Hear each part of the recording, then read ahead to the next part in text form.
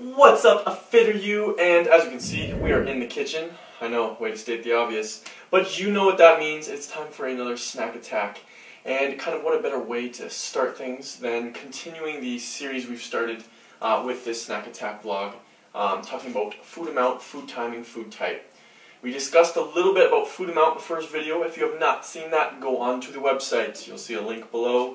Check it out, please. Make sure you familiarize yourself with these principles. Because if you are doing any type of nutrition training, any type of nutrition counseling, you should have a solid base on kind of individualizing and understanding what people need this side of the world, right? So starting with those kind of instruments, right? Little paveways for nutrition are very important. Food amount covered. We're on to food type. Not deathly long today, because it's food type, right? Type of food, alright? But a little more in depth than you may think. We're going to talk about food intolerances and how they really happen. Just like our exercise, constantly varied functional movements, alright, performed at high intensities. Sound familiar? Yeah, alright? Our food should also be constantly varied.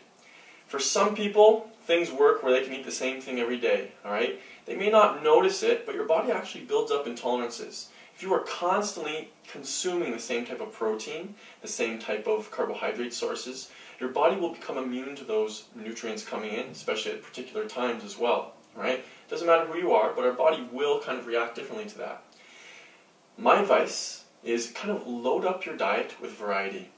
Experiment with new foods, new things. Alright? If you're a competitor, not the best time to experiment before a competition, but introduce new foods and new types of kind of food groups into your diet. If you're a sweet potato person, alright, and you've never tried maybe rice or cauliflower as a starchy alternative, introduce that, see how it goes, see how your body reacts to those things. If you're constantly sticking with the mainstream protein powder, fellas, it's a big one for us. If you're constantly using whey-based protein, maybe you should be trying hemp. Maybe try a vegan-based protein powder. I know, oh, blasphemy, right? Experiment with different things, different types of protein powders. Obviously, they offer different absorption qualities, all right? But exposing your body to new types of nutrients, new types of macronutrient sources coming in can really play a big benefit on restarting. Just like when we use new movements in the gym, training our body that way, your diet, your nutrition shouldn't be any different.